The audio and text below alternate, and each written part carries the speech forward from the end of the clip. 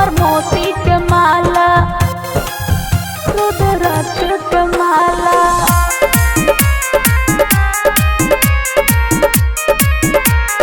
Music by Kundan दास।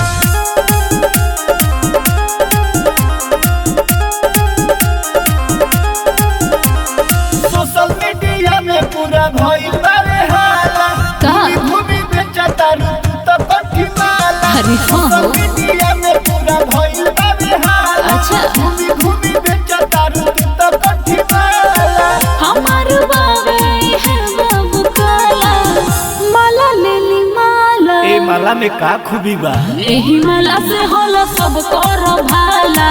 ले लाए बाबू हमर मोती के माला।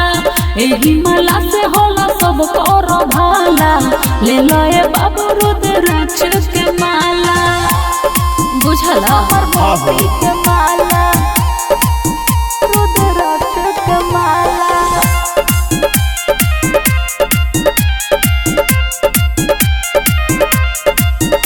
प्रयागराज आइल बड़ो धाम पर दान करो गंगा जी के नाम पर। जदि करब तू बाबू लेट हो तो होई न हमारा से भेट हो।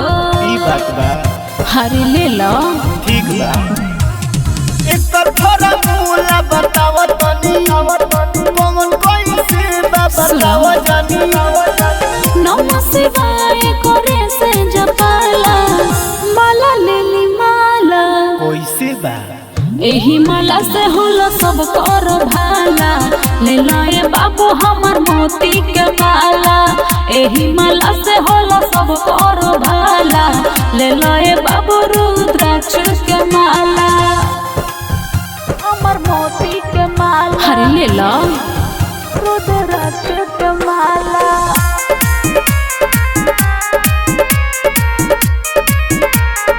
म्यूजिक बाय कुंदन दास।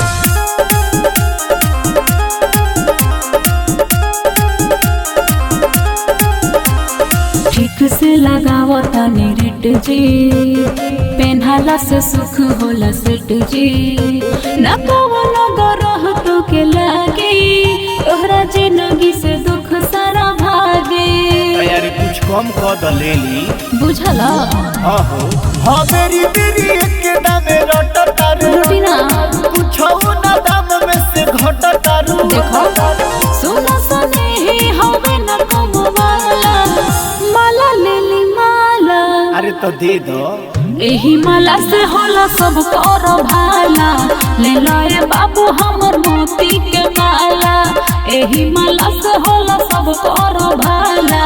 ले लाए बाबू रुद्राक्ष के माला। हर ले लो कमाई।